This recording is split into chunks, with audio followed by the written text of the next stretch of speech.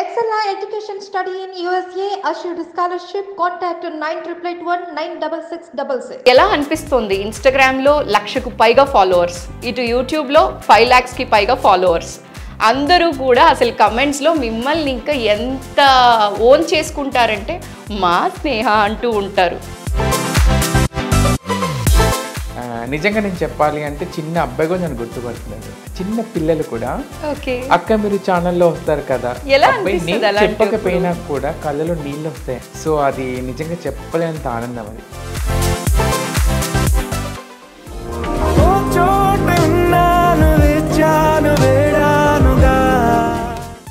నిజంగా ఎందుకు అంటే తెలియనప్పుడు చూసే విధానం ఒకలా ఉంటుంది, మాట్లాడిన తరువాత ప్రతి ఒక్కళ్ళు అనుమానాలు ఏ విధంగా ఉన్నాయి అంటే ఒకసారి నేను ప్రయాణం చేస్తున్నప్పుడు నా పక్కన కూర్చోడానికి కూడా ఇబ్బంది పడ్డారు.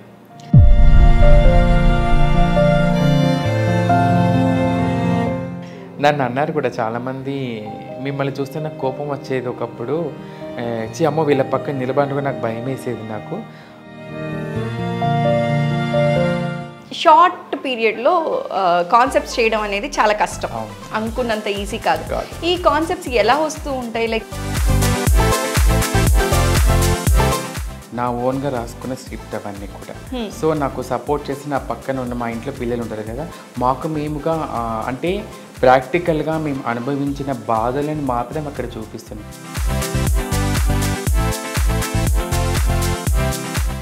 అయితే స్నేహ గారు, మీ చిరునవ్వు వెనక పెయిన్ ఉందా అంటే ఏం చెప్తారు? నిజంగా చెప్పాలి అంటే మనస్ఫూర్తిగా. ప్రతి ఒక్క ట్రాన్స్జెండర్ జీవితంలో మా పైకి కనిపించే చిరునవ్వు వెనక ప్రతి ఒక్కరికి బాధే ఉంటుంది. ఎందుకంటే కుటుంబాన్ని కాదనుకుని లైఫ్ లీడ్ చేయాలని.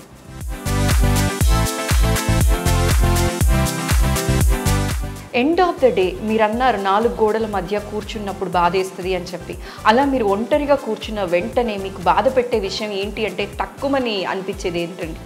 మా అమ్మది నరక యాత్ర అనుభవించాను. మా అమ్మ ప్రాణం అసలు వదలలే. అక్కడ అమ్మ చనిపోయిన తర్వాత నేను ఇక పడిపోయాను. అక్కడికి 3 నెలల దాకా ఇంట్లో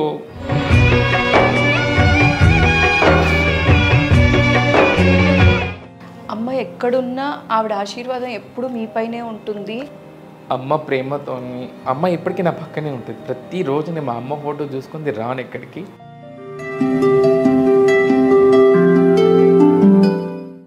ట్రాన్స్జెండర్ చనిపోయిన తర్వాత వాళ్ళ క్రతువులు అందరికీ జరిగినట్టు జరగవు, అర్ధరాత్రి దహనం చేస్తారు, చొప్పులతో మాల వేస్తారు, ఇట్లాంటివి రకరకాలుగా చెప్తూ ఉన్నారండి.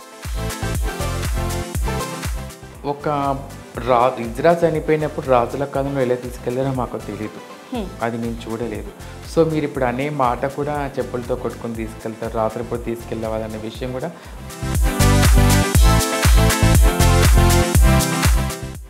Welcome to I dream. నేను మీ సురేఖ.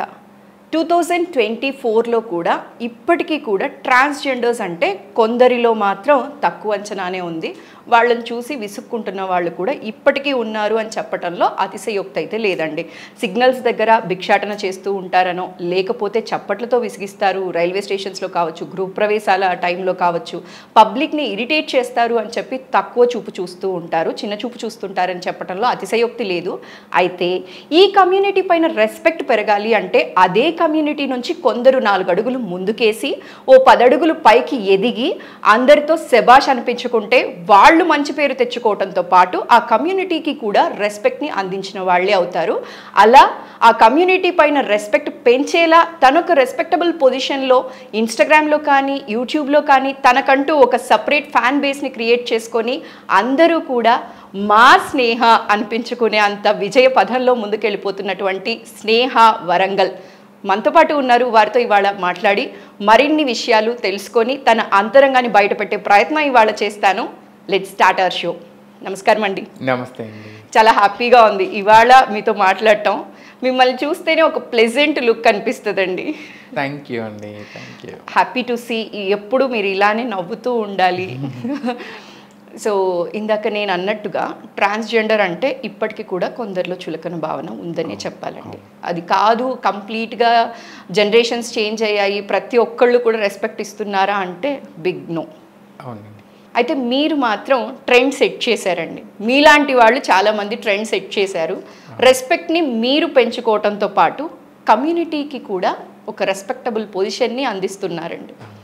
సో ఎలా అనిపిస్తుంది? ఇన్స్టాగ్రామ్లో 1,00,000కు పైగా ఫాలోవర్స్, ఇటు యూట్యూబ్లో 5 lakhsకి పైగా ఫాలోవర్స్, అందరూ కూడా అసలు కమెంట్స్లో మిమ్మల్ని ఇంకా ఎంత ఓన్ చేసుకుంటారంటే మా స్నేహ అంటూ ఉంటారు.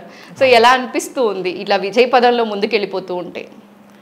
ఈ సక్సెస్ అనేది నాకు ఇచ్చింది నా కమ్యూనిటీ మెంబర్స్. ఓకే. ఎందుకంటే మాలో ఉన్న సాంప్రదాయాన్ని, మాలో ఉన్న పద్ధతులని, మాలో ఉన్న ఒక వ్యవస్థ అనేది ఎలా ఉంటుందని చూపించుకోవడానికి ఒక ప్లాట్ఫామ్ కావాలి. ఆ ప్లాట్ఫామ్ ఏంటి అంటే ఇప్పుడు ఉన్న జనరేషన్కి ఏంటంటే సోషల్ మీడియా. అవునండి. చిన్న పిల్లగాడు కూడా మొబైలే పట్టుకుంటున్నాడు. నిజంగా నేను చెప్పాలి అంటే చిన్న అబ్బాయి కూడా నన్ను గుర్తుపడుతున్నాడు. చిన్న పిల్లలు కూడా అక్క మీరు ఛానల్లో వస్తారు కదా, అబ్బాయి నేను చెప్పకపోయినా కూడా కళ్ళలో నీళ్ళు వస్తాయండి నిజంగా. సో అది నిజంగా చెప్పలేనంత ఆనందం అది. అంటే అదేదో నేను మా గురించి మీకు తెలియచేయాలి, మీరు తెలుసుకోవాలని కాదు. సొసైటీలో మనం ఉంటున్నప్పుడు ప్రతి ఒక్కరం కూడా మన అన్ని రకాల వ్యక్తులతో మనం ఉన్నప్పుడు అన్ని రకాల కూరలు టేస్ట్ ఎలా చేస్తామో మనకు నచ్చినట్టుగా మనం అన్ని చోట్ల ఉంటాం మనము. సో మేము వచ్చేసి మా ఇందాక మీరు చెప్పినట్టుగా బెగ్గింగ్ చేసే చోట కావచ్చు, కానీ సిగ్నల్స్ దగ్గర కానీ అక్కడికి అయినప్పుడు ప్రతి ఒక్కరికి మేము నచ్చాలని రూల్ ఏం లేదు. ఇప్పుడు 5,000 ఒకేలా ఉండవు. జనాలందరి మెంటాలిటీలో కూడా మా పైన కొంతమందికి మంచి ఒపీనియన్ ఉంటుంది. చూడగానే 10 రూపాయలు ఇవ్వాలనిపిస్తుంది కొంతమందికి, గివిలకి ఇచ్చేదంటే 10 రూపాయలు అనిపిస్తుంది కొంతమందికి వీళ్ళతో దీవించుకోవాలని చెప్పి అనిపిస్తుంది కొంతమందికి. రకరకాల మెంటాలిటీతో కలిగిన వ్యక్తులు ఉన్నారు. సో నేను మంచి వ్యక్తులకి ఏం చెప్పినా వాళ్ళకి అర్థమైపోతుంది, తెలుసు మా గురించి. ఎవరైతే మా మీద చెడు అభిప్రాయంతో ఉన్నారో వాళ్ళకి మేమేంటో తెలియచేయాలి. ట్రూ. సో నేను అనేది ఏంటంటే చాలా చోట్ల తిరిగాను నేను ఎక్కడికి ఎక్స్ప్లెయిన్ చేయడానికి. సో ఇది కాదు. సో నా స్టడీ వచ్చేసి ఎంఏ సోషాలజీ అయిపోయింది. సో నేను ఏం చేయాలి అన్నా 10 మందికి మా గురించి రిసీవింగ్నెస్ అనేది ఒక ఇంటి ఆడబిడ్డగా మమ్మల్ని స్వీకరించే విధంగా ఉండాలి అనుకున్నాను నేను. సో మా అమ్మ నాకు ఏ విధంగా అయితే నేర్పించిందో ఆ పరంగా నేను వెళ్తున్నాను ఇప్పటికీ కూడా. సో అందులో వెళ్తున్నప్పుడు నేను ఛానల్ ఫస్ట్ పెట్టి ఒకసారి ఆపేశాను. నాకు తెలీదు అంటే ఎలా ముందుకెళ్ళాలి, ఎలా చెయ్యాలి అని చెప్పేసి అనేసి. అప్పుడు వేరే వాళ్ళ సపోర్ట్ తీసుకున్నాను. మన స్వాతి అప్పు అనే వాళ్ళని వాళ్ళు సపోర్ట్ చేశారు. నాకు ఎయిటర్ చైతన్య అంటే అబ్బాయి కూడా నాకు చెప్పారు ఇట్లా. సో ఇలా ఛానల్ పెడితే ఇవి ఉంటాయి, మరి ఇంత అమౌంట్ అవుతుంది అది ఇది అని చెప్పేసి అన్నారు. మనం క్యాజువల్గా వీడియో రికార్డ్స్ కూడా యూట్యూబ్లో పోస్ట్ చేసుకోవచ్చు, బట్ నాకేంటంటే క్వాలిటీ ఇవ్వాలి. జనాలు ఇప్పుడు ఎవరైతే మేమంటే నచ్చని వాళ్ళు ఉన్నారో, ఇప్పుడు లైక్ ఒక అమ్మాయి అబ్బాయి ఏ వీడియో చేసినా కూడా వీళ్ళది ఇట్లా ఉంటుంది అనేది అందరికీ తెలుసు. కానీ మా గురించి ఒక ప్రత్యేకత అనేది కనిపించాలి. డబ్బు ఖర్చు విషయం అంటే నేను అనుకున్నాను, సో కొంత ఖర్చు కంపల్సరీ పెట్టాలి, తప్పదు. సో నేను చాలామందికి నిజంగా నేను ఫస్ట్ ఒక 6 months 7 months నా పర్సనల్ మనీతో నేను చేశాను అంతా కూడా. ఎందుకంటే నాకు అచీవ్మెంట్ అనేది మనం సాధించేటప్పుడు చాలా ఖర్చు కూడా అవుతుంది. నేను ఆ పరంగా ఏటీఆర్ అబ్బాయితో మాట్లాడుకొని తర్వాత ప్రతి వీడియోకి క్వాలిటీగా చూపించడం కానీ వాస్తవాలను చూపించడం ప్రత్యేకంగా. ఏంటంటే ప్రతి ఒక్కరిలో అనుమానాలు ఏ విధంగా ఉన్నాయి అంటే, ఒకసారి నేను ప్రయాణం చేస్తున్నప్పుడు నా పక్కన కూర్చోడానికి కూడా ఇబ్బంది పడ్డారు. ఇప్పటికీ ఒక రోజు నేను బస్సులో ప్రయాణం చేస్తున్నాను. ఈ జనరేషన్లో కూడా అలా ఉన్నారు అంటే 1 year కూడా కాలేదు, 1 year అవుతుంది ఆ వీడియో పోస్ట్ చేస్తే. నేను అది యూట్యూబ్లో ఇప్పటికీ దాని కామెంట్స్ వస్తున్నాయి ఇప్పటికీ కూడా. ఒక ఊరికి ప్రయాణం చేస్తుంటే నా పక్కన సీట్ ఖాళీ ఉంది, జనాలంతా నిలబడ్డారు, ఆ పక్కన పట్టుకున్నారు. నిజంగా నేను అప్పుడు అసలు నేను ఏం మాట్లాడాలో నాకు అర్థం కాలేదు. క్యాజువల్గా వీడియో తీసి చెప్పాను అందరికీ. సో చూస్తున్నారు కదా, అక్కడి నుంచి కదా క్రౌడ్ ఇంతలా ఉంది, కానీ నా పక్కన మాత్రం ఎవరు కూర్చోవట్లేదు అని చెప్పేసి అని పెట్టాను. చాలామంది రిసీవింగ్ ఇచ్చారు నాకు, మీకు మేము ఉన్నాం, వాళ్ళు చులకనగా చూడకండి, అలా చెయ్యకండి వాళ్ళని అని చెప్పేసి అని. ఇంకా దాంతోపాటు నాకు అనిపించింది ఇంకా తెలిసింది చాలా ఉందని చెప్పేసి మా సర్జరీస్ గురించి కానీ ప్రతి ఒక్కటి దాని గురించి ఎక్స్ప్లెయిన్ చేస్తే ఎవరైతే మమ్మల్ని చెడుగా అనుకునే వాళ్ళు ఉన్నారో అందులో కొంతవరకు మార్పు వచ్చింది నా అభిప్రాయం. నిజంగా ఎందుకు అంటే తెలియనప్పుడు చూసే విధానం ఒకలా ఉంటుంది, మాట్లాడిన తరువాత మారే వాళ్ళు కూడా ఉంటారండి. నన్ను అన్నారు కూడా చాలామంది, మిమ్మల్ని చూస్తే నాకు కోపం వచ్చేది ఒకప్పుడు, అమ్మో వీళ్ళ పక్కన నిలబడి నాకు భయం వేసేది. నాకు ఒక హయ్యర్ పొజిషన్లో ఉన్న అమ్మాయి, వాళ్ళు చాలా ఎడ్యుకేట్, చాలా కొంచెం ఉన్నవాళ్ళు, వాళ్ళ ఫంక్షన్కి మేము వెళ్తాం కదా శుభకార్యాలకి, మేము వెళ్ళినప్పుడు అంత పెళ్లి కొడుకు పక్కన ఉన్న అమ్మాయి ఎవరికి వచ్చి అక్క అని హక్ చేసుకుంది అక్కడ నన్ను. రియల్లీ నిజంగా చెప్తున్నాను, అంతమంది చూస్తున్నా నిజంగా అక్క నాకు ఒకప్పుడు మీరంటే ఏంటో భయపడేది, మీ పక్కన నిలబడి నాకు ఏదో అనిపించేది అని చెప్పేసి అని హక్ చేసుకొని, డాడీ వీళ్ళకి మనము బ్లెస్సింగ్ తీసుకోవాలి, వీళ్ళకి మనం కట్నం ఇవ్వాలి వాళ్ళ పేరెంట్స్ చెప్తుంది. నాకు అంతకంటే నిజంగా అది ఆ అచీవ్మెంట్ అప్పుడు అనిపించింది, వా అని తెలియజేసింది. మా కమ్యూనిటీ మెంబర్స్, నాతో ఉన్న కమ్యూనిటీ మెంబర్స్ కూడా చాలా హ్యాపీగా ప్రౌడ్గా ఫీల్ అయ్యారు. ఎక్కడికైనా వెళ్ళినప్పుడు మనము మంచిగా ఆడుకుంటే పద్ధతిగా ఇస్తారు ఎవరైనా, కానీ ఓ 10 రూపాయలు దొరుకుని వాళ్ళు 5 రూపాయలు ఇస్తారు కావచ్చు. సో అక్కడ ఆ పరంగా రిసీవింగ్ అందుకుంటుంది. సో శుభకార్యాలకి వెళ్ళినప్పుడు ఏ విధంగా ఆడుకుంటాం మేము, మా చప్పట్లు ఎందుకు కొడతాం అని ప్రతి రకరకాలుగా చూపించాను. కొంత రిసీవింగ్ అయితే దొరికింది అక్కడ. సో అసలు మీరు మాట్లాడుతుంటేనే మీ కళ్ళల్లో ఆనంద బాష్పాలు అంటారు చూసారా, అది అలా తెరిలిపోతున్నాయి. అయితే స్నేహ గారు, ఇప్పుడు ఇన్స్టాలో చాలామంది ట్రాన్స్ ఉమెన్ ఏం చేస్తున్నారంటే వల్గారిటీ ప్రజెంట్ చేస్తూ వీడియోస్ చేస్తున్నారండి. అయితే మీరు మాత్రం మీరు కాన్సెప్ట్స్ చేస్తున్నారు. ఏదో చేసామంటే చేసాం, పోస్ట్ చేసామంటే చేసాం అన్నట్టు కాకుండా షార్ట్ పీరియడ్లో కాన్సెప్ట్స్ చేయడం అనేది చాలా కష్టం, అనుకున్నంత ఈజీ కాదు. ఈ కాన్సెప్ట్స్ ఎలా వస్తూ ఉంటాయి? లైక్ ఏదైనా బ్యాక్గ్రౌండ్ వర్క్ చేసి రియాలిటీ నుంచి తీసుకొస్తున్నారా, లేకపోతే ఇవన్నీ ఆలోచించి రాస్తున్నవా, ఎవరైనా టీం ఉన్నారా, ఏంటి అంటే ఏం చెప్తారు? నాకు వచ్చేసి టీం అనే వాళ్ళు ఎవరు లేరు. ఓకే, నా ఓన్గా రాసుకున్న స్క్రిప్ట్ అవన్నీ కూడా. సో నాకు సపోర్ట్ చేసి నా పక్కన ఉన్న మా ఇంట్లో పిల్లలు ఉంటారు కదా, మాకు మేముగా అంటే ప్రాక్టికల్గా మేము అనుభవించిన బాధలను మాత్రం అక్కడ చూపిస్తున్నాము. నిజ జీవితంలో జరిగినవి అవన్నీ కూడా. నేను ఇందాక చెప్పాను కదా, బస్సులో మా పక్కన కూర్చున్నప్పుడు అదొక వీడియో తీశాను. ఆ తర్వాత రీసెంట్గా ఒక 3 వీడియోస్ బాగా వైరల్ అయ్యాయి కూడా. అంటే ఏంటంటే మా దాంట్లో చనిపోతే కూడా చివరి చూపు కూడా రానివ్వకుండా ఉన్న వాళ్ళు ఉన్నారు. ఆ వీడియో ఒక్క 24 అవర్స్కి 4 lakhs వ్యూస్ వెళ్ళిపోయింది ఆ వీడియో. చాలామంది నాకు అందులో ఒక రిసీవింగ్ కామెంటే పెట్టారు. అందులో చాలామంది కూడా ప్రతి ఒక్క వీడియో కూడా, నేను ప్రతి ఒక్క షార్ట్ వీడియో కానీ అండ్ లెంత్ వీడియో ఏదైనా కూడా మాకు వెనక జరిగే ఏవైతే జరుగుతున్నాయో అవన్నీ ప్రాక్టికల్గా చూపిస్తున్నాను నేను. ఎందుకు అంటే చాలామంది మా కమ్యూనిటీ మెంబర్స్ కూడా అన్నారు నన్ను, ఎందుకు అలా చూపిస్తున్నావు, అందరికీ మన గురించి చెప్పడం అవసరమా, అందరికీ ఎందుకు అలా చూపించడము, ఈ సొసైటీ మనల్ని ఏం ఉద్ధరిస్తుంది, మనల్ని వాళ్ళకు చూపించాల్సిన అవసరం ఏమన్నది, మనం ఎంత మంచి చేసిన వాళ్ళు అదే అంటారని చెప్పేసి అందరు. అరే ఎందుకు అలా అనుకుంటాం మనము? 10 మంది చోట 10 మందిలో మార్పు రాదు, ఇద్దరులైనా మార్పు వస్తుంది కదా. ఆ 8 మంది నేర్పిస్తారేమో, తర్వాత టైం పడుతుంది ఏదైనా. ఒకప్పుడు మనల్ని చూసి ఊరు బయట నుంచే వీళ్ళు మనతో ఉండకూడదు అనుకున్న వాళ్ళు ఈరోజు వాళ్ళ ఇంట్లో కూడా ఆహ్వానిస్తున్నారు. దానికి ఇన్ని సంవత్సరాలు పట్టింది, దీనికి కొంత సమయం పడుతుంది మనకు. సో ఆ విధంగా మేము ఎక్స్ప్లెయిన్ చేస్తున్నాం. ప్రతి ఒక్క కాన్సెప్ట్ కూడా మా నిజ జీవితంలో తీసుకున్నవి అన్నీ కూడా. ఓకే, సో ఇట్లనే మీరు బోల్డ్ అని కాన్సెప్ట్స్ చేస్తూ రావాలి, అందరికీ నిజాలనేవి తెలియచేయాలని కోరుకుంటున్నానండి. అయితే స్నేహ గారిని చూసిన వెంటనే ఒక ప్లెజెంట్ లుక్ కనిపిస్తుంది, ఎప్పుడు ఆ చిరునవ్వు అనేది అలా ఉంటుంది అన్నమాట. అవతల వాళ్ళు ఎవరైనా స్ట్రెస్ఫుల్గా ఉన్నా కూడా కొంచెం రిలాక్స్డ్గా కనిపిస్తుంది, ఇందాక నేను షో స్టార్ట్ చేయకముందు చెప్పినట్టుగా. అయితే స్నేహ గారు, మీ చిరునవ్వు వెనక పెయిన్ ఉందా అంటే ఏం చెప్తారు? నిజంగా చెప్పాలి అంటే మనస్ఫూర్తిగా. ప్రతి ఒక్క ట్రాన్స్జెండర్ జీవితంలో మా పైకి కనిపించే చిరునవ్వు వెనుక ప్రతి ఒక్కరికి బాధే ఉంటుంది. ఎందుకంటే కుటుంబాన్ని కాదనుకుని ఈ లైఫ్ లీడ్ చేయాలి. మేము ఎప్పుడైతే మేము ట్రాన్స్గా మారుతామో కుటుంబానికి దూరం అయిపోవాలి, ఇటు సొసైటీ చీదరింపులు, ఫ్రెండ్స్ దూరం అయిపోతారు, చుట్టుపక్కల ఉన్న చుట్టాలందరూ కూడా దూరం అయిపోతారు. ఈ సొసైటీ ఏం చేస్తుందంటే క్వశ్చన్ మార్క్గా మమ్మల్ని చూడడమే కాకుండా మా ఫ్యామిలీని ట్రెస్ చేస్తూ ఉంటుంది. మీ అబ్బాయి ఎందుకు ఇలా అయిపోయాడు, మీ అబ్బాయి డబ్బు కోసం ఇలా అయిపోయాడా, ఇలా వాళ్ళని చిత్రహింసలు పెట్టే మాటలు అనడం వలన మేము కుమిలిపోతూ ఉంటాం. వాళ్ళ ప్రేమ పొందలేము, వాళ్ళ ఫంక్షన్స్కి వెళ్ళలేము. ఎన్ని బాధలు ఉంటాయంటే మా మనసుకి, అవన్నీ పెట్టుకొని కూడా మా మనసులో బయటికి చిరునవ్వుతో నవ్వుతాం మేము.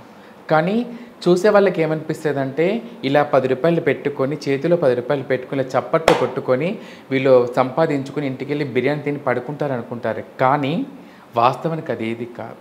మేము ఒక ఫ్యామిలీ మెంబర్స్ లీడ్ చేస్తారు, మేము అదే విధంగా లీడ్ చేస్తాం. పర్సనల్గా 4 గోడల మధ్య మేము నరక యాతన అనుభవిస్తాం అంటే ఇప్పటికీ మీరు సొసైటీ నుంచి మీకు మంచి అభిమానం వస్తున్నప్పటికీ కూడా ఈ రోజుకి మీరు అలానే ఫేస్ చేస్తున్నారంటే నిజంగా ఏం చెప్తారండి? నేను ఒక్కదాన్ని సంతోషపడితే సరిపోదు కదండి, ఆ కమ్యూనిటీని చూసి అందరినీ చూసినప్పుడు బాధేస్తుంది. ఇప్పుడు నేను ఒక్కదాన్ని మంచిదనంటే సొసైటీ మొత్తం అయితే ఒప్పుకోదు కదా. ఎండ్ ఆఫ్ ద డే మీరు అన్నారు 4 గోడల మధ్య కూర్చున్నప్పుడు బాధేస్తుంది అని చెప్పి, అలా మీరు ఒంటరిగా కూర్చున్న వెంటనే మీకు బాధ పెట్టే విషయం ఏంటి అంటే తక్కువని అనిపించేది ఏంటండి? మా అమ్మది. నేను మా ఇంట్లో ట్రాన్స్జెండర్గా మారి బయటకు వచ్చి 14 సంవత్సరాలు, 14 ఇయర్స్, ఇప్పటికీ 15 సంవత్సరాలు అయిపోయింది. అప్పుడు మాకు ఒక సొంత ఇల్లు కూడా లేకుండే, మాకు రెంట్ హౌస్. మాకు అప్పుడు చుట్టుపక్కల వాళ్ళు మేము కనబడితేనే చీదిరించుకునే వాళ్ళు, దగ్గర కూడా రానిచ్చేవాళ్ళు. మా ఇంట్లో వాళ్ళు కూడా ఇలా మారిన తర్వాత మా వాళ్ళకి ఒప్పించుకొని ఇంటికి మధ్యరాత్రి పూట వెళ్ళొచ్చేదాన్ని. అంటే మాకు సొంత ఇల్లు లేదు కాబట్టి అలా వెళ్ళొచ్చేదాన్ని. సొంత ఇంటికి ఎలాగైనా వెళ్ళినా ఎవరు పట్టించుకునే వాళ్ళు కాదు కదా, వాళ్ళ ఇంట్లో వాళ్ళు ఉంటారని చెప్పి అనుకునేవాళ్ళు.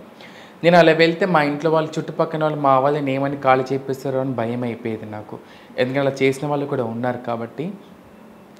మా అమ్మ ప్రేమను పొందడానికి మధ్యరాత్రి పూట వెళ్ళి అమ్మ ప్రేమను పొందొచ్చేదాన్ని. అది నరక యాత్ర అనుభవించేదాన్ని. తర్వాత కష్టపడి 4 రూపాయలు డబ్బులు పోగేసుకొని ఒక ఇల్లు కొనుక్కున్నాను నేను. ఆ ఇల్లు మా అమ్మ పేరు మీద రిజిస్ట్రేషన్ చేయించాను. చేయించిన తర్వాత అప్పుడు అనుకున్నాను నేను మా అమ్మతో హ్యాపీగా ఇక్కడ నుంచి నేను ఏదైతే పొందలేని ప్రేమ, ఇన్ని సంవత్సరాలు పొందని ప్రేమ ఇక్కడ నుంచి హ్యాపీగా పొందొచ్చు, మా అమ్మతో హ్యాపీగా లీడ్ చేయొచ్చు అనుకున్నాను. ఇల్లు మా అమ్మ పేరు మీద మా అమ్మని తీసుకెళ్ళి రిజిస్ట్రేషన్ తీసుకెళ్ళి తన ఇష్టంగా తనకి ఇల్లు చూపించాను. ఎక్కడ నీకు నచ్చితే అక్కడే తీసుకోమ్మా అని చెప్పేసి అని ఒక 40 ఇల్లు చూసాము. తనకు నచ్చిన ఇల్లే తీసుకున్నాము. మా తమ్ముడు డబ్బులు కొంత సాయం చేశాను నాకు. మా తమ్ముడు, మా చెల్లి, మా నాన్న, నేను అందరం కలిసి వెళ్ళి ఇల్లు రిజిస్ట్రేషన్ చేసి మా అమ్మ చేతిలో కాగితాలు పెట్టి కాళ్ళు మొక్కాను. అప్పటికి మా అమ్మ హెల్త్ బాగాలేకుండే. ఓకే. మా అమ్మ కొంచెం హెల్త్ చేసినట్టు, మా అమ్మకి హెల్త్ బాగుండిపోయేది. అమ్మకి ఊకే వెళ్ళినప్పుడు నా గురించి ఎక్కువ బాధపడేది. ఎవరు నేను చూసుకుంటారు, ఇన్ని బాధలు పడుతున్నావు కదా, ఇన్ని ఎక్కువ న్యూస్లలో వచ్చేది కదా, పేపర్స్లలో కూడా అన్ని చోట్ల ఏదో ఒక న్యూస్ వచ్చేది. చిన్న దాన్ని కూడా పెద్దగా చేసేవాళ్ళు. అవన్నీ చూసినప్పుడు మా వాళ్ళు చాలా బాధపడేవాళ్ళు. అలా అన్నప్పుడు నేను ఇక నాకు ఏదో ఒకటి చేయాలని చెప్పి ఇల్లు కొనేసిన తర్వాత మా సొంత ఇంట్లో మా అమ్మ ఒక 24 రోజులు మాత్రమే ఉంది. ఇక హ్యాపీగా ఉందాం అనుకున్నప్పుడు 24 రోజుల తర్వాత అమ్మ చనిపోయింది ఆరోగ్యం. ఆ 24 డేస్ కూడా అమ్మ హాస్పిటల్లో లేదు, హాస్పిటల్లో ఇంట్లో లేదు. డైలీ హాస్పిటల్కి వెళ్ళడం, తీసుకెళ్ళి హైదరాబాద్ తీసుకురావడం, మళ్ళీ అక్కడ తీసుకెళ్ళడము. డాక్టర్స్ అందరూ చెప్పేశారు బతకదు మీ అమ్మ అని చెప్పేసి అన్నారు అక్కడ. ఆ తర్వాత నేను ఇక ఇంటి పెద్ద నేనే కాబట్టి మా చెల్లి బాధ్యత నేనే తీసుకోవాలి, మా తమ్ముడి బాధ్యత నేనే తీసుకోవాలి. వాళ్ళు చిన్నవాళ్ళు, వాళ్ళు నాన్న పెద్ద మనిషి, నాన్న బాధ్యత నేనే తీసుకోవాలి. నా కళ్ళ ముందే హాస్పిటల్లో మా అమ్మ చనిపోయింది. నేను ఏ ఇల్లు అయితే మా అమ్మ కొనిపెట్టానో మా అమ్మ డెడ్ బాడీ తీసుకొచ్చి ఆ ఇంట్లో పెట్టాను. నరక యాత్ర అనుభవించాను. మా అమ్మ ప్రాణం అసలు వదలలే. అంటే తనకు మాతో ఉండాలని చెప్పి చాలా ఉండే మా అమ్మకి. మా అమ్మ చెవుల్లో అంటే డాక్టర్స్ అన్నారు ఆమెకి బ్లీడింగ్ బాగా అవుతుంది, వదిలేయమని చెప్పండి. పట్టుకుంది నా చెయ్యి గట్టిగా. అప్పుడు నేను చాలా అమ్మ చెవులో చెప్పేసాను, అమ్మ ప్రాణం వదులు, నాన్న బాధ్యత, చెల్లె బాధ్యత నేను చూసుకుంటాను, నువ్వు ప్రాణం వదలమ్మా ప్లీజ్ అని చెప్పేసి అన్నాను. అక్కడ అమ్మ చనిపోయిన తర్వాత నేను ఇక పడిపోయాను. అక్కడికి 3 నెలల దాకా ఇంట్లో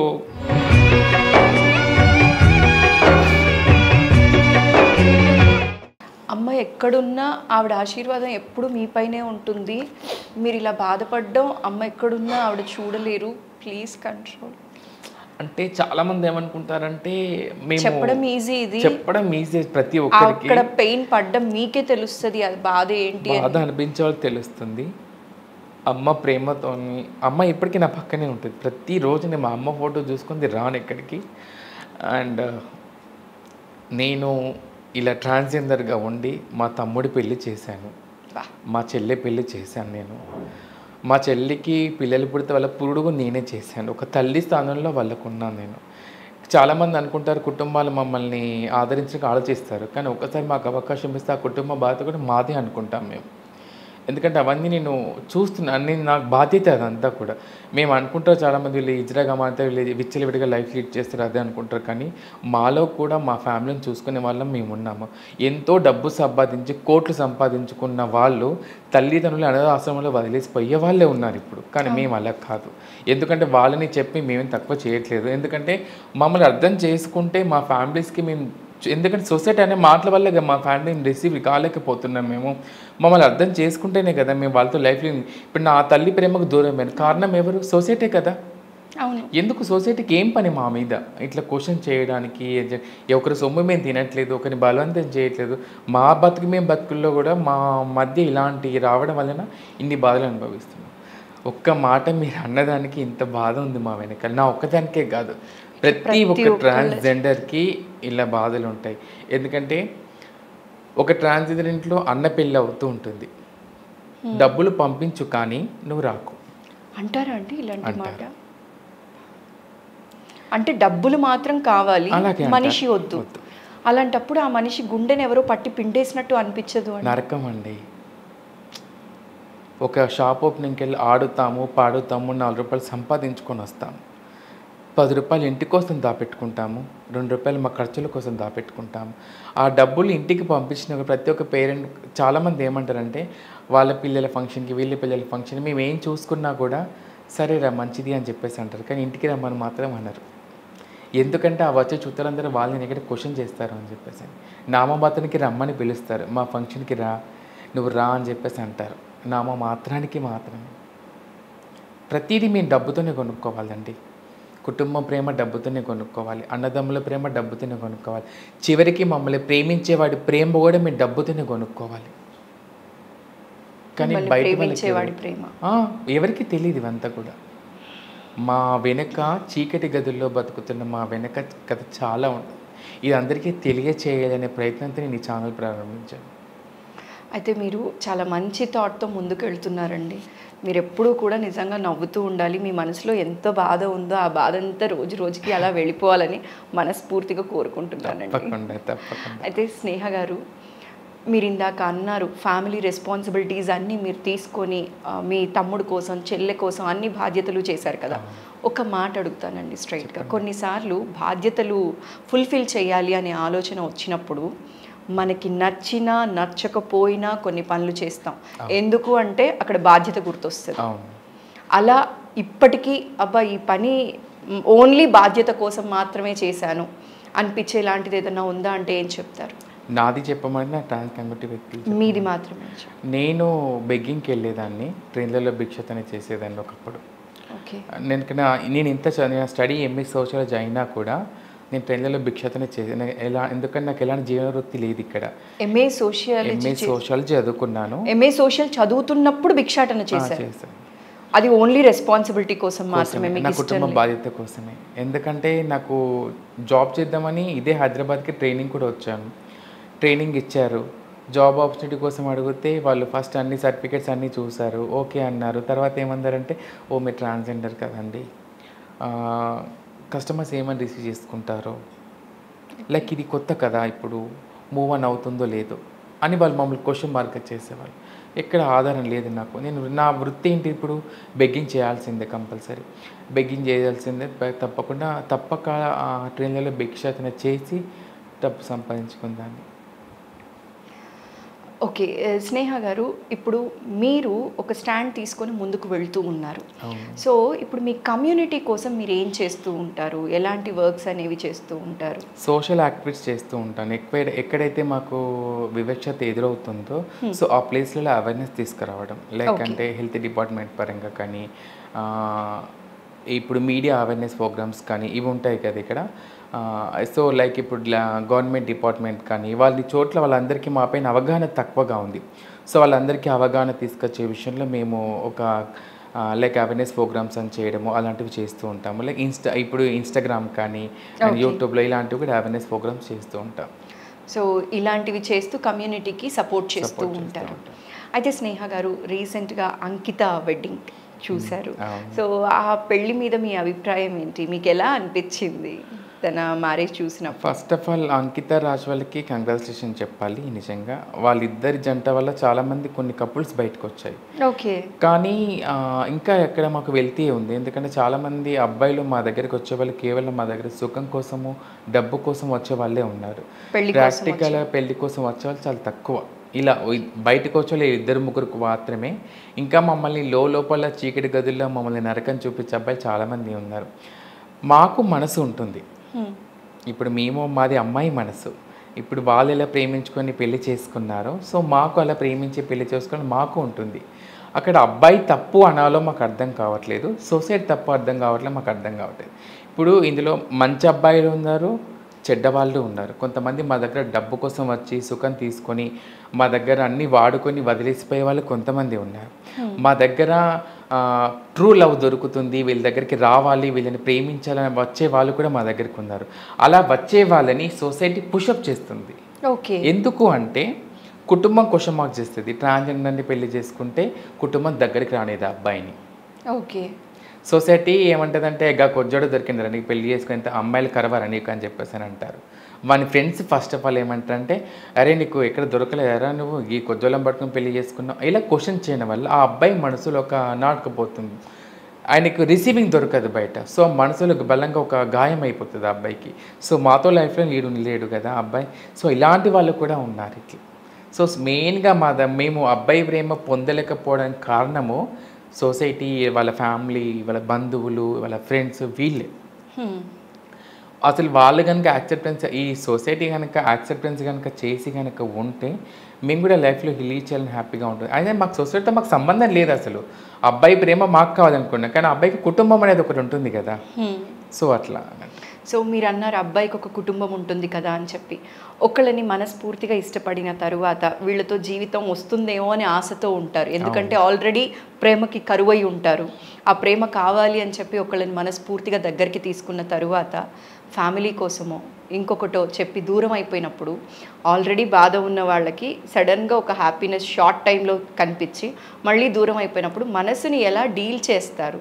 ఇలా మోసపోయాము అని చెప్పి బాధపడాలా, లేకపోతే మళ్ళీ తప్పుదారులలోకి వెళ్ళిపోవాలా ప్రేమను వెతుక్కుంటూ? ఇలాంటి ఇన్సిడెంట్స్ చూస్తూ ఉంటారు కదా, మీరు కూడా ప్రాక్టికల్గా ఎక్స్పీరియన్స్ చూస్తున్నాను. ప్రాక్టికల్గా మీరు కూడా మీ వాళ్ళలో చాలామందిలో చూసి ఉంటారు. సో అలాంటప్పుడు ఎలా అనిపిస్తుందండి? అసలు ప్రేమ మీదే నమ్మకం పోతుందా? ప్రేమ మీద నమ్మకం కాదండి, ట్రాన్స్జెండర్ ప్రేమలో నిజమైన ప్రేమ ఉంటుంది. ఒక్కసారి ప్రేమిస్తే ప్రాణం పోయేంతవరకు అతనే మా సర్వస్వం అనుకుంటాం. మా దగ్గర ట్రూ లవ్ అనేది ఉంటుంది. ఎందుకంటే కల్మషం లేని ప్రేమ అంటే మాదే అండి. అది నేను ఎక్కడైనా చెప్పగలుగుతాను. ఒక అబ్బాయిని ప్రేమించామంటే మేము అందరినీ చూడం, మంచి మనసుని చూస్తాం, మమ్మల్ని ప్రేమగా చూసుకుందా లేదా చూస్తాం. ఒకేసారి ఆ అబ్బాయి మమ్మల్ని వదిలేసి వెళ్ళిపోతాండు ఈ సొసైటీకి అన్నిటికీ భయపడినప్పుడు మా ప్రాణం పోతుంది, నరక యాతన అనుభవిస్తాం. చనిపోయిన వాళ్ళు కూడా ఉన్నారు. చిన్న చిన్న ఏజ్ వాళ్ళు, అంటే 25, 30లో ఉన్న ఏజ్ పిల్లలు కూడా చాలామంది చనిపోయారు. ప్రేమించి ఆ ప్రేమ దక్కలేదు అని చెప్పి ట్రాన్స్జెండర్స్ సూసైడ్ చేసుకొని చనిపోయిన వాళ్ళు ఉన్నారు. మేమందరం ఒక ఇన్సిడెంట్ ఏం జరిగిందంటే మేమందరం కలిసి మాట్లాడాము ఆ అమ్మాయితో. ఆ అబ్బాయి మళ్ళీ వస్తాలే ఉంటాలే, నువ్వేం బాధపడుకో అది ఇది అని చెప్పాము. ఓకే. సో మేము చెప్పాము, మార్నింగ్ లేసే వరకు తను మందు దాటి చనిపోయింది. తనలో గట్టిగా నా పేరుకపోయింది. తన లోపల బాధ మేము చూడలేం కదా, మాటలు 10 సమాధానం చెప్పి కూర్చోబెడతాం, చనిపోయింది తను. ఇలా చాలామంది ట్రాన్స్జెండర్స్ మేము అబ్బాయి విషయంలో మోసపోయి చనిపోయిన వాళ్ళు చాలామంది ఉన్నారు. ప్రేమ దక్క కూడా చనిపోయిన వాళ్ళు చాలామంది ఉన్నారు. కుటుంబం ప్రెస్ కూడా ఏంటంటే అరే కొజ్జదాన్ని వదిలేసి రారా ఇక్కడికి అది ఇది అని చెప్పేసి అని బలవంతంగా తీసుకెళ్ళిన వాళ్ళు కూడా ఉన్నారు. ఆ అబ్బాయి మాతో ఉంటూ కూడా వాళ్ళు బలవంతంగా పట్టుకెళ్ళిన వాళ్ళు ఉన్నారు. అబ్బాయి వాళ్ళ ఇంటి ముందు ధర్నా చేసిన రోజులు కూడా ఉన్నాయి మా ట్రాన్స్జెండర్స్. ఆ అబ్బాయి మాకు కావాలి, నేను ఆ అబ్బాయి లేకపోతే బ్రతకలేనంటే చస్తే చావు, నిన్నెవరు రానిస్తారు రా ఇంట్లోకి అని చెప్పేసి. స్నేహ గారు, ఇప్పుడు మీరు అన్నారు చనిపోయారు అని చెప్పి, ఇలాంటివన్నీ చూసిన తరువాత ప్రేమ మీద విరక్తి కలిగిన వాళ్ళు కూడా ఉంటారండి. అవును.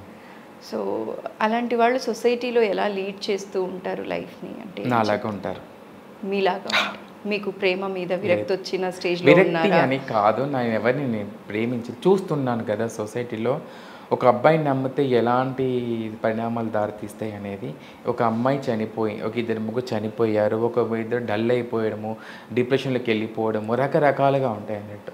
సో మనము ఉన్నామంటే 10 మందికి సహాయపడే విధంగా ఉండాలి. నేను ఇప్పుడు ప్రేమలో పడిపోయి ప్రేమలో ములుగు తేలుతూ ఉన్నానంటే నేను ఈ స్టేజ్ దాకా ఉండేదాన్ని కాదు ఇప్పుడు. ఓకే, అట్లా అని చెప్పి ప్రేమించుకుని సక్సెస్లో ఉన్న వాళ్ళు కూడా ఉన్నారు, అలా అని కాదు. ఇప్పుడు సొసైటీ ఏ విధంగా రిసీవింగ్ ఉంది మా పట్ల, అందుకోసమనే ఎట్లాంటి వాటివి కాకుండా మేము ఎక్కువ మా లవ్ అనే దాని మీద కొంచెం తక్కువ పెట్టేసుకున్నాం. ఓకే, సో ప్రెసెంట్ అయితే ఎమోషన్స్ ఏం లేవు, ప్రేమ లాంటిది ఏం లేదు. త్వరలో ఫ్యూచర్లో ఒకవేళ మిమ్మల్ని చెప్పాను కదా, నన్ను నిజంగా చెప్తాను అంటే ట్రూగా లవ్ చేసే అబ్బాయి మమ్మల్ని మా మనసును అర్థం చేసుకొని మాకు సపోర్ట్ చేసి నాకు భరోసా కల్పించి, నేను ఎలాంటి కార్యక్రమాలు చేసినా నా వెనక ఉంది నీకు నేను ఉన్నాను భరోసా మాకు అబ్బాయి డబ్బు పెట్టకపోయినా పర్వాలేదు, బుక్కడి భోజనం పెట్టకపోయినా పర్లేదు, కానీ నీకు నేను ఉన్నానని చెప్పి భరోసా కల్పించే అబ్బాయి ఉంటే మాకు చాలు. మేము కోరుకునేది అది. అయితే స్నేహ గారు, మీ కోరిక నెరవేరాలని మనస్ఫూర్తిగా కోరుకుంటున్నానండి. చూద్దాం, let's hope for the best. అయితే ఒక మాట అండి, జనరల్గా ట్రాన్స్జెండర్ చనిపోయిన తర్వాత వాళ్ళ క్రతువులు అందరికీ జరిగినట్టు జరగవు, అర్ధరాత్రి దహనం చేస్తారు, చొప్పులతో మాల వేస్తారు, ఇట్లాంటివి రకరకాలుగా చెప్తూ ఉన్నారండి. ఎవరు కూడా చూడకుండానే శ్మశానానికి తీసుకెళ్తారు అని అంటారు. సో వీటిల్లో నిజానిజాలు ఏంటి అనేది వాళ్ళ వివరంగా చెప్తారా అండి? అసలు ఎలా ఉంటుంది ఆ ఫార్మాలిటీ కానీ ప్రాసెస్ కానీ? ఇజ్రా చనిపోయినప్పుడు రాజుల కాలంలో ఎలా తీసుకెళ్లారో మాకు తెలీదు, అది మేము చూడలేదు. సో మీరు ఇప్పుడు అనే మాట కూడా చెప్పులతో కొట్టుకొని తీసుకెళ్తారు, రాత్రిపూట తీసుకెళ్ళవాలనే విషయం కూడా మాకు తెలియదు. ఒకప్పుడు ఉండేనేమో తెలియదు, కానీ మేమైతే అంటే ఇప్పుడు అది అది మన దాన్ని ఏమన్నా ట్రెండింగ్ కోసం చేస్తున్నారో తెలీదు, లేకపోతే మీడియాలో రాస్తున్నారో తెలీదు, ఒకప్పుడు ఉండేదో మాకు తెలీదు. కానీ మా దాంట్లో మా పద్ధతులు హిజ్రా చనిపోతే ఎలా ఉంటాయంటే, ఒక పుణ్యశ్రీ చనిపోయినప్పుడు ఎలా తీసుకెళ్తామో అదే విధంగా మేము తీసుకెళ్తాము. పసుపుతో స్నానం చేపిస్తాము, కొత్త బట్టలు కట్టిస్తాము, పూలమాల వేస్తాము, గాజులు వేస్తాము, ఒడిబియ్యం పోస్తాము, పసుపు పెట్టించి బొట్టు పెట్టించి పుణ్యశ్రీ చనిపోతే ఎలా చేస్తామో అలా చేస్తాము. మీకు మరొక విషయం తెలుసా అండి, మా దాంట్లో మతం పరంగా కూడా మేము చేస్తాము. హిందూ పరంగా చనిపోతే హిందూ పరంగా వాళ్ళకి చేస్తాము. ఒకవేళ మా దాంట్లో ముస్లిం ఆచరణలో ఎవరైనా చనిపోతే ఒకవేళ వాళ్ళు ఏమైనా మసీదులో డబ్బులు గిట్ల ఏమైనా కట్టి ఉంటే ఆ పరంగా ముస్లిం పరంగా చేస్తాము. ఒకవేళ క్రిస్టియన్ పరంగా ఎవరైనా ఉంటే క్రిస్టియన్ ప్రకారంగా మేము చేస్తాము. అది వాళ్ళు ఒకవేళ ముందుగా ఏమైనా ఒప్పుకొని చెప్పుకొని ఉంటే మేము ఆ ప్రకారంగానే వాళ్ళని గౌరవించి చేస్తాము దాన్ని కూడా మేము. ఓకే, అంతే తప్ప ఈ ఎక్కడో చూపించినట్టు ఇవన్నీ అయితే మాత్రం మూఢనమ్మకాలు అంతా అంటే అదంతా మేము వాస్తవం అని చెప్పలేము. కానీ మేమైతే చనిపోయినప్పుడు నిజంగా మన ఛానల్లో ఒక వీడియో పెట్టి హిజ్రా చనిపోతే ఎలా తీసుకెళ్తారని చెప్పేసి అని చాలా మందికి ఆ వీడియో ద్వారా డౌట్ క్లారిఫికేషన్ అని చెప్పేసి నేను అనుకుంటున్నాను. ఆ వీడియో నాకు 1 మిలియన్ వ్యూస్ వెళ్ళింది. నాకు అనిపించింది ఒక 10 లక్షల మంది చూసారు చాలు. నాకంటే అంతవరకు అవగాహన అయితే దొరికింది. వాళ్ళకు కొంతమంది ఎక్స్ప్లెయిన్ చెప్తారని అట్లా. మళ్ళీ మీరు ఇంకో విషయం తెలుసా, మేము కార్యక్రమాలు ఉదయం పూటనే చేస్తాము, రాత్రి పూట చెయ్యం మేము. 6 తర్వాత మేము చెయ్యము, ఉదయం పూటనే చేస్తాం మేము. మళ్ళీ ఇంకోటి మా దాంట్లో చనిపోయినప్పుడు అక్కడికి ముస్లిం వాళ్ళు కానీ పక్కన చుట్టుపక్కల అన్న వాళ్ళు అందరూ వస్తూ ఉంటారు అక్కడికి. మేము చనిపోయిన మాకు అక్కడ సపోర్ట్ చేస్తూ ఉంటారు, ఇది అవి తెచ్చి ఇవ్వడం అన్నీ చేస్తూ ఉంటారు అక్కడ మాకు. సో అది చెప్పులతో కొట్టుకొని అంతా కూడా లేదు, అదంతా కూడా. అయితే స్నేహ గారు, మీకు నేను ట్రాన్స్ ఉమెన్గా మారాలి అనే ఫీలింగ్స్ ఏ ఏజ్లో ఉన్నప్పుడు కలిగాయి, ఎలా చేంజ్ అయ్యారు? నేను 7th స్టాండింగ్లో ఉన్నప్పుడు నాకు కొంచెం అనిపించేది, నేను అమ్మాయిల పనులు చేయడము, అమ్మాయిల బోల్ తోమడము, ఇంట్లో పనులు చేయడము, చీర కట్టుకోవడం అలాంటివి చేసేది అన్నట్టు. సో అలా చేస్తున్నప్పుడు చుట్టుపక్కల వాళ్ళు హేళన చేయడం, ఇంట్లో వాళ్ళు అలా చేయడం నాకు అప్పుడు అర్థం కాకపోయేది. స్కూల్లో కూడా బాగా హరాస్ అయ్యేది నాకు ఎక్కువ, అందరు ఏడిపించేవాళ్ళు. నేను ఎక్కువ అమ్మాయిల పక్కన కూర్చోవడము అలా చేయడం వల్ల అందరు నన్ను ఏమనే వాళ్ళంటే, ఏంట్రా నువ్వు అంత అమ్మాయిల పనులు చేస్తున్నావు, అమ్మాయిలు ఆటలాడుతున్నావు ఏంటి. వాస్తవానికి నాకు కూడా తెలియదు నేను ఎందుకు అలా చేస్తున్నా అనేది. నేను 10th వరకు వచ్చినప్పుడు నాకు అనిపించింది, సో నేను అబ్బాయిని కాదు అమ్మాయిలా ఉన్న అబ్బాయిని అని చెప్పి నాకు అనిపించేది. సో నాకు అప్పుడు ఇన్నర్గా నేను ఎక్కడ చెప్పుకోలేను, అందుకని నా అలాంటి వాళ్ళు నేను కనబడితే ఏమని చెప్పుకుందని. నాకు అప్పుడు అలా లోపల బాధపడము, వాళ్ళ బయట వాళ్ళు అనే మాటలకి. అసలు యాక్చువల్లీ 8th క్లాస్ ఫస్ట్ వచ్చేదాన్ని. ఎప్పుడైతే ఒక ఏడిపించడాలు అజ్జేడు ఎక్కిరించడాలు స్టార్ట్ అయిపోయినాయో వెనకబడిపోయేదాన్ని. ఎందుకు నన్ను ఒక్కరిని ఎందుకు ఇలా క్వశ్చన్ చేస్తాను వీళ్ళంతా అని. అప్పుడు నాకు ఇవన్నీ సొసైటీ గురించి ఆలోచన మైండ్ లేదు కదా అప్పుడు నాకు ఇవన్నీ. నాకు అప్పుడు ఎందుకు నన్ను ఇట్లా చేస్తాను వీళ్ళు, నేను ఒక్కదాన్ని. టీచర్స్ కూడా అవగాహన లేదండి అప్పుడు.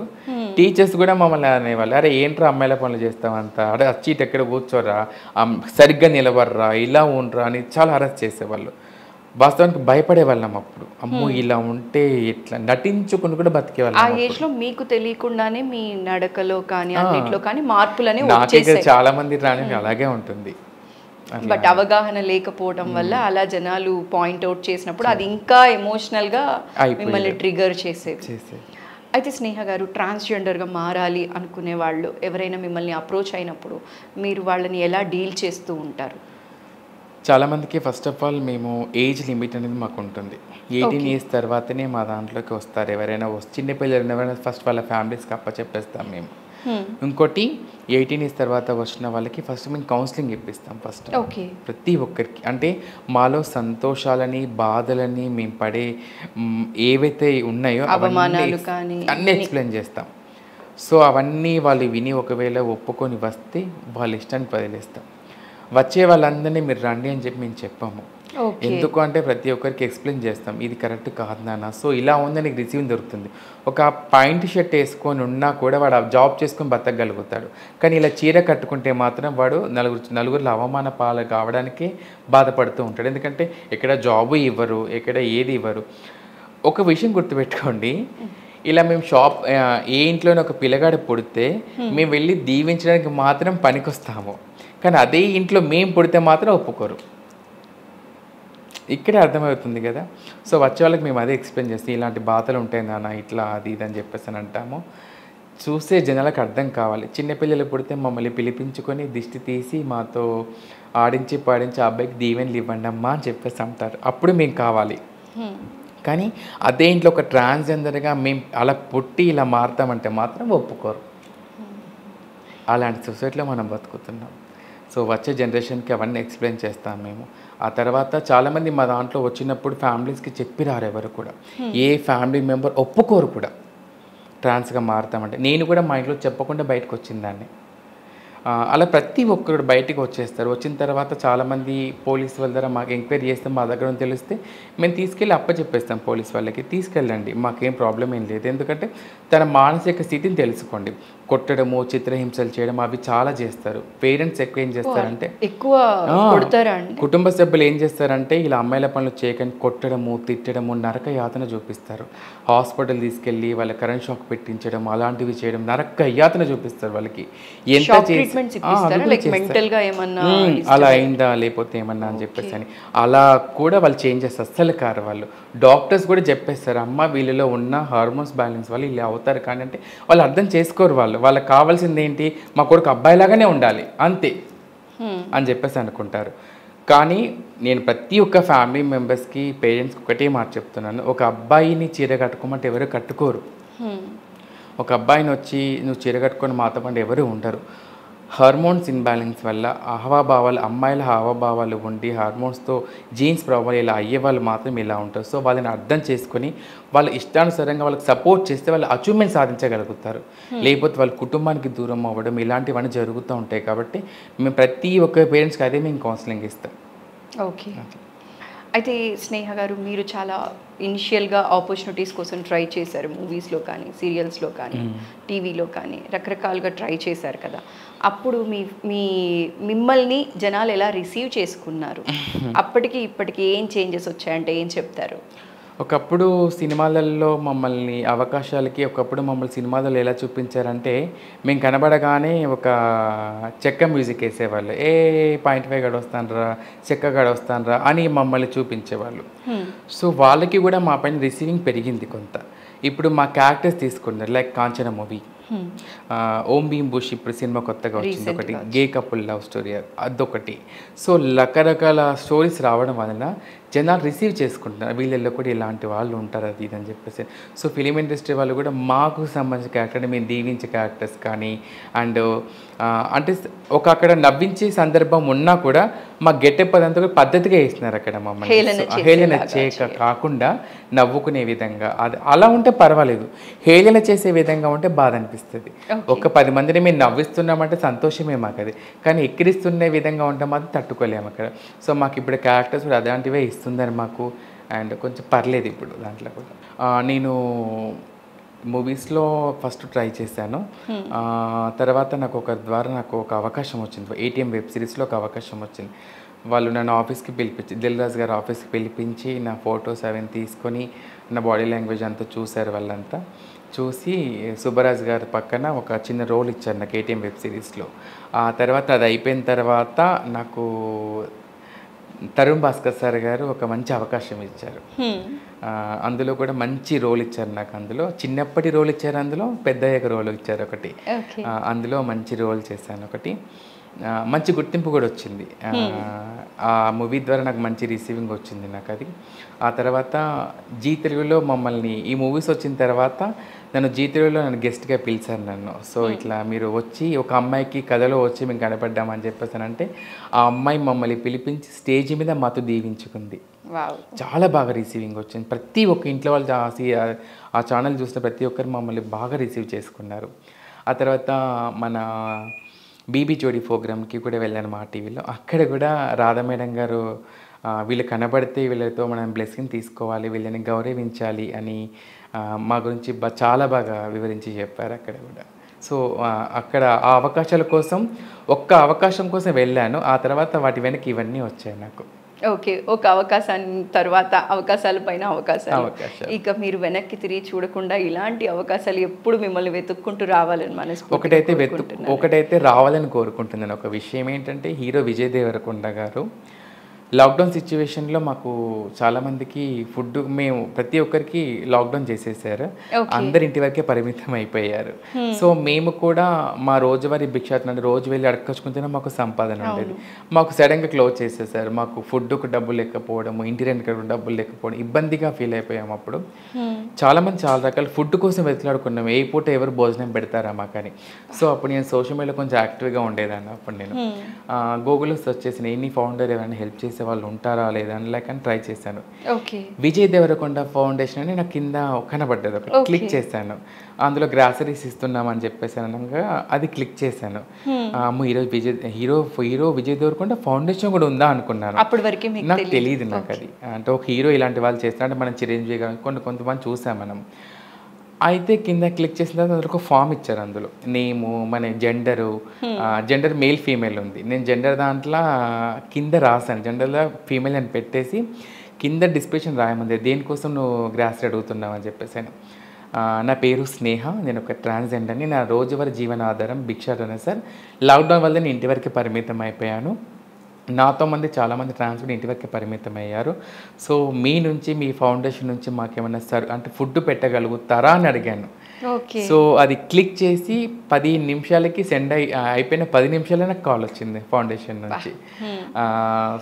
చెప్పాను ఇట్లా సార్, ఇట్లా సో అండ్ సో నా పేరు స్నేహ ఇట్లా అనగానే, మీరు ఇమీడియట్గా షాప్కి వెళ్ళి సరుకులు తీసుకోండి, సరుకులు తీసుకొని ఆ బిల్ మాకు ఫోటో పంపించండి వాట్సాప్లో అన్నారు. వాళ్ళకి ఫోన్పే మేము చేసేస్తామన్నారు.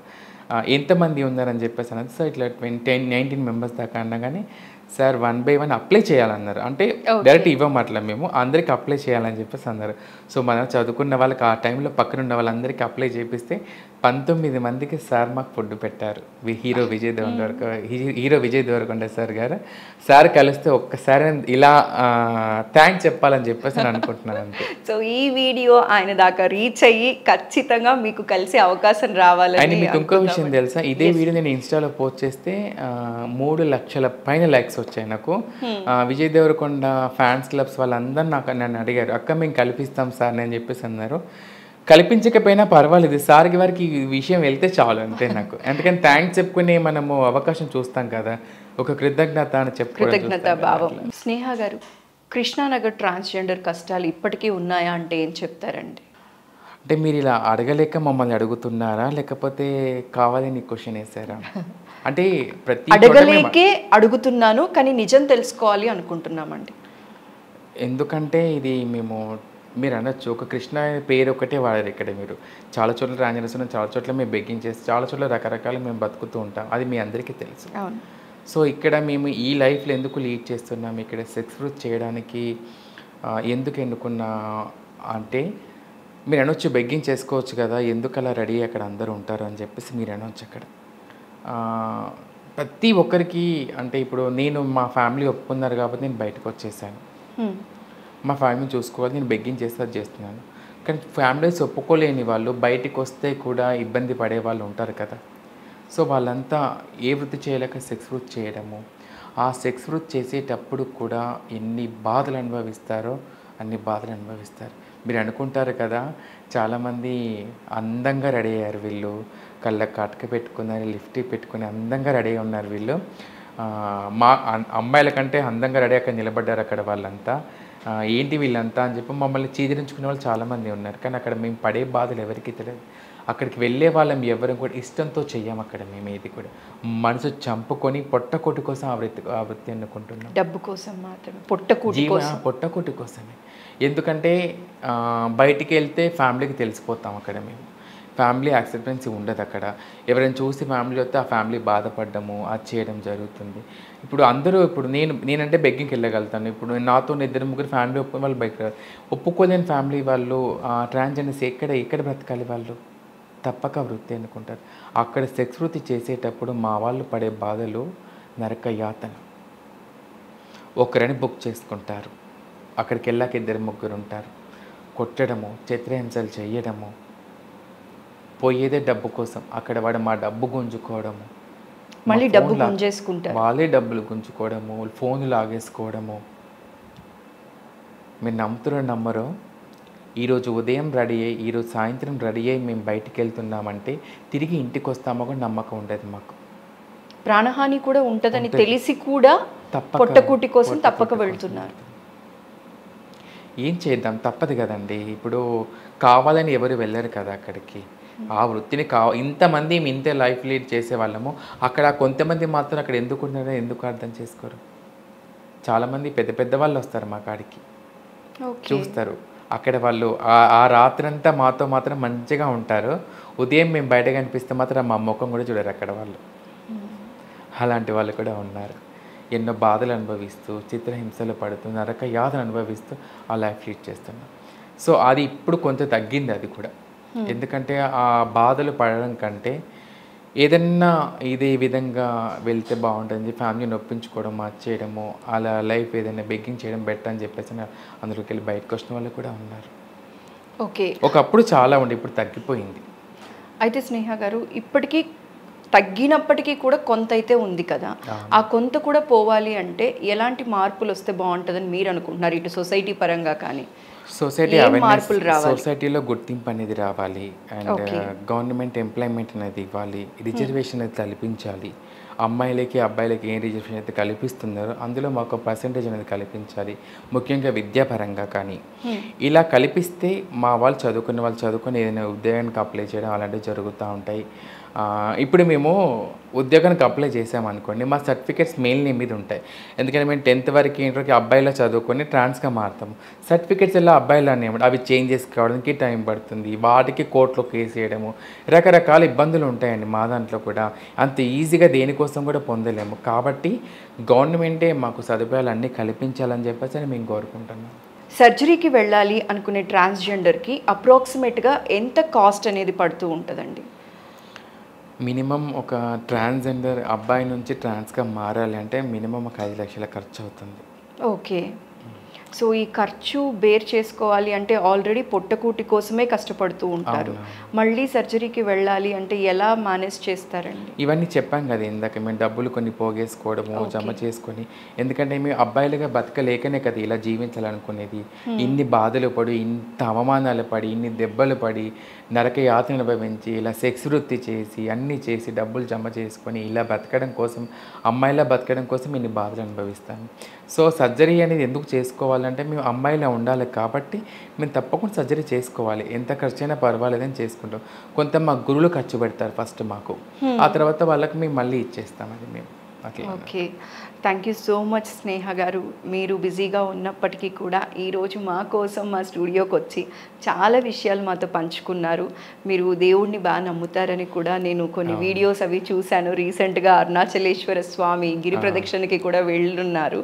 సో ఆ స్వామి అనుగ్రహంతో అర్ధనారీశ్వర స్వామి అవతారం అని అంటారు కదా, అర్ధనారీశ్వర స్వామి అవతారంలో ఉన్న మీలాంటి వాళ్ళందరికీ మంచి జరగాలి, స్వామి కృప ఎప్పుడూ ఉండాలని మనస్ఫూర్తిగా కోరుకుంటున్నానండి. Thank you so much. Thank you so much. మీకు కూడా థ్యాంక్ యూ.